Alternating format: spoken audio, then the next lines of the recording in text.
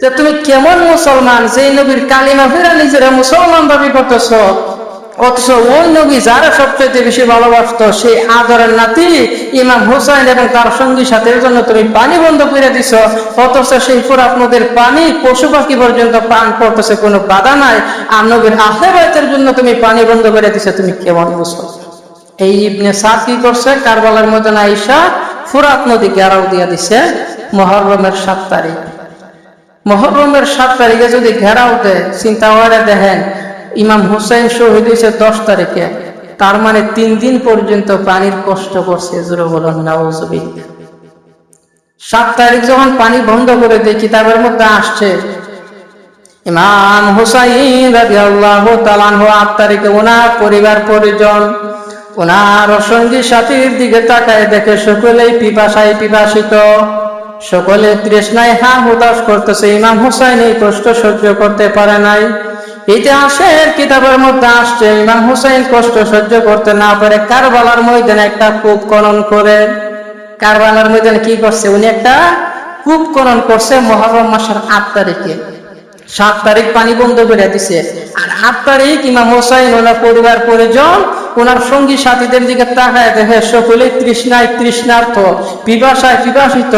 এই পানির পিপাসা সহ্য করতে না পারে সকলে হা হুতাশ করতেছে।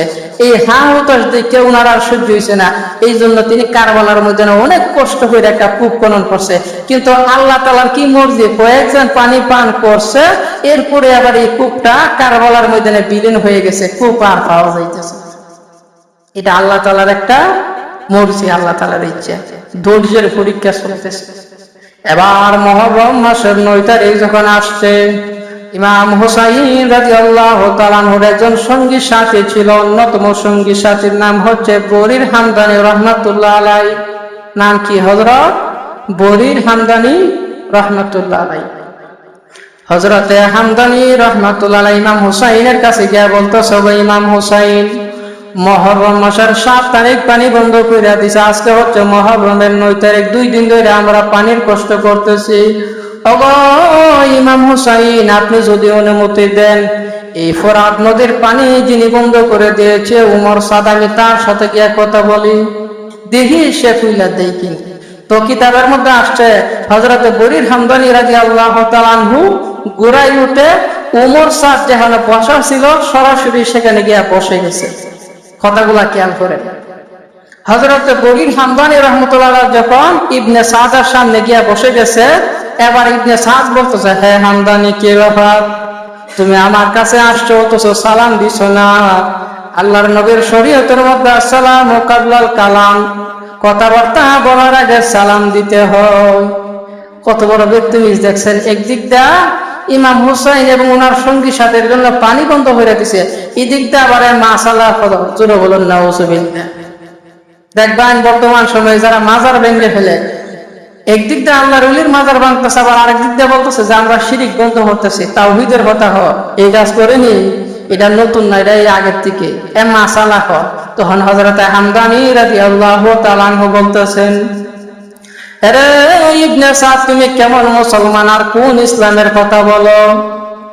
যেই নবীর কালিমা পড়ে তুমি নিজেকে মুসলমান দাবি করতেছো, অথচ সেই নবী যেই নাতিকে সবচাইতে বেশি ভালোবাসত, ওই নাতি এবং নাতির সবর সঙ্গীদের জন্য পানি বন্ধ করে দিয়েছো, তুমি কেমন মুসলমান? কথাটা ঠিক না? যে তুমি কেমন মুসলমান, যেই নবীর কালিমা ফিরা নিজেরা মুসলমান দাবি করতেছো, অথচ ওই নবী যারা সবচেয়ে বেশি ভালোবাসত সেই আদরের নাতি ইমাম হুসাইন এবং তার সঙ্গী সাথীর জন্য তুমি পানি বন্ধ করে দিছ, অথচ সেই ফুরাত নদীর পানি পশু পাখি পর্যন্ত পান করতেছে, কোনো বাধা নাই, আর নবীর আহলে বাইতের জন্য তুমি পানি বন্ধ করে দিছো। তুমি কেমন মুসলমান? জোরে বলুন নাউজুবিল্লাহ। এখন ইবনে সাদ কি জানেননি? ইবনে সাদ বলতেছে, তুমি কথাটা ঠিক কইছো, তবে আমার কিছু করার নাই। কেন? রাইন নামক একটা শহর আছে, আমি চাই ওই শহরের অধিপতি হইতাম, ওই শহরের ক্ষমতা যেন আমার হাতে আসে, আমি ওই শহরটা শাসন করতে চাই। উবাইদুল্লাহ বিন জিয়াদ বলতে, যদি ইমাম হুসাইনকে হত্যা করে আটক করে বন্দী করি, তাইলে আমাকে সেই শহরের ক্ষমতা দেওয়া হবে। জোরে বলুন নাউজুবিল্লাহ। উবাইদুল্লাহ বিন জিয়াদ হচ্ছে ইয়াজিদের গভর্নর, আর উমর সাদ যিনি কারবালার ময়দানে সমস্ত ঘটনা ঘটাইছে, সে হচ্ছে কারবালার ময়দানে ইয়াজিদের সৈন্যবাহিনীর সেনাপতি। সে বলতেছে ইয়াজিদের গভর্নর উবাইদুল্লাহ বিন জিয়াদ বলেছে যদি আমি ইমাম হুসাইনকে হত্যা করি তবেই আমাকে শহরের ক্ষমতা দিবে। জোরে বলেন নাউজুবিল্লাহ। চিন্তা করে দেন, জানে যে যে কাজটা করতেছে এটা ঠিক না, কিন্তু শহরের ক্ষমতার লোভে ইমাম হুসাইনকে হত্যা করতেছে। জোরে বলেন নাউজুবিল্লাহ। লোভ কতটা মারাত্মক জিনিস।